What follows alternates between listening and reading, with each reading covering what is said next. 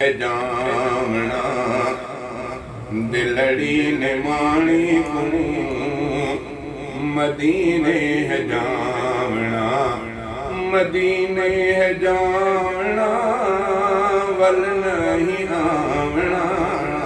मदीने है जावना वल नहीं आवना दिलड़ी ने माणी को मदीने है जावना दिलड़ी ने माणी को मदीने है जावना मिट्टी मदीने दी शिफा शाद सीने दी मिट्टी मदीने दी रिवायत में साईं फरमाया अल्लाह ताला असांजे मदीने पाक जी मिट्टी में बीमारी दी शिफा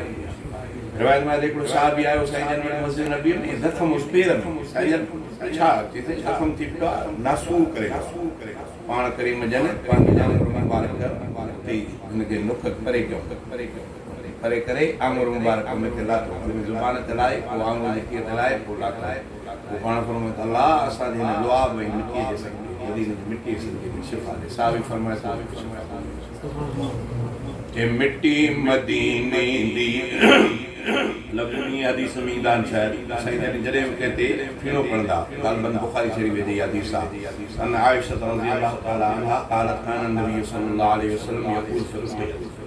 तुरबत अर्ज़ना वरीक़त बालना यशफी सकीमना बिइज़्न रब्बिना रवाहुल बुखारी ये बुखारी हदीस साईं जन फरमाया असान लुआब सा मदीने से मिट्टी से अल्लाह बीमार के मिट्टी मदीने दी शिफा शाद सीने दी मिट्टी मदीने दी शिफा शाद सीने दी मिट्टी मदीने दी शिफा शाद सीने दी सुरमा बनावना अख विच पावना सुरमा बनावना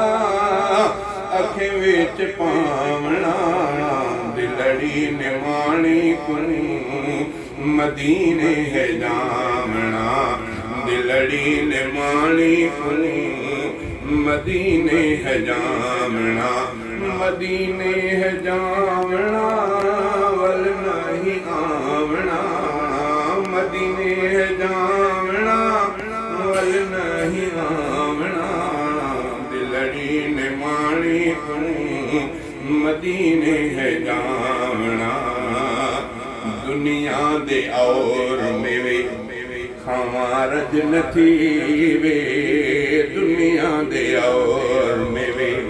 खारज न थी वे दुनिया दे और मेवे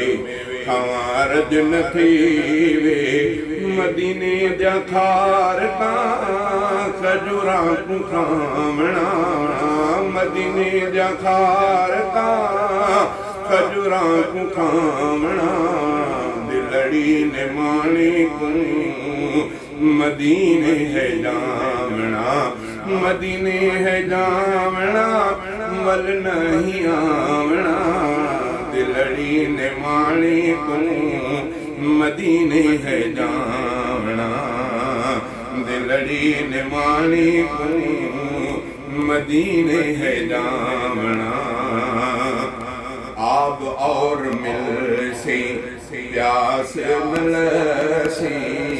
आब और मिल से प्यास मिल से जमजम को पीवना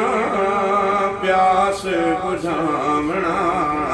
जमजम को पीवना प्यास बुझावना दिलड़ी ने माणी को मदीने है जावना मदीने है जावना वल नहीं आवना दिलड़ी ने माणी को मदीने अमर है लगारी इती गाल सारी कमर है लगारी इती गाल सारी कमर है लगारी इती गाल सारी सच है अलामना सच है सुनावना लावना दिलड़ी ने मानी को मदीने है जावना मदीने है जावना मल नहीं आवना दिलड़ी ने मानी को